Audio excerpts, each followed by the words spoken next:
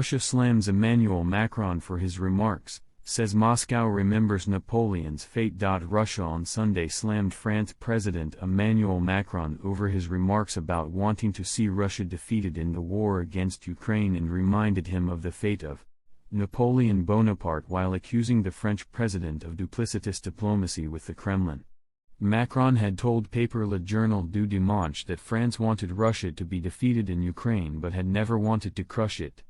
Russian Ministry of Foreign Affairs on Sunday, February 19, slammed Macron and invoked Napoleon while accusing France and the West of attempting to change the government in Moscow. Foreign Ministry spokesperson Maria Zakharova said that France did not begin with Macron, but the remains of Napoleon, revered at the state level, rest in the center of Paris. So that France understands everything, and so does Russia.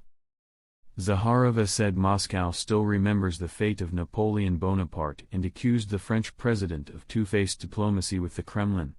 Her comments came after Macron's interview with the newspaper Le Journal Le Dimanche was published, where the French president said, "I want the defeat of Russia in Ukraine and I want that Ukraine can defend its position, but I am convinced that at the end this won't end militarily."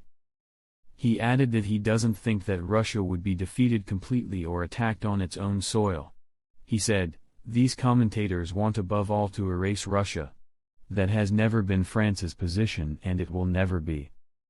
Macron urged allies on Friday to step up military support for Ukraine. However, he did mention that he did not believe in regime change. He repeated that he thinks there will have to be negotiations at some point. He said, "Let's be clear, I don't believe for 1 second in regime change, and when I hear a lot of people calling for regime change I ask them, for which change? Who's next? Who is your leader?"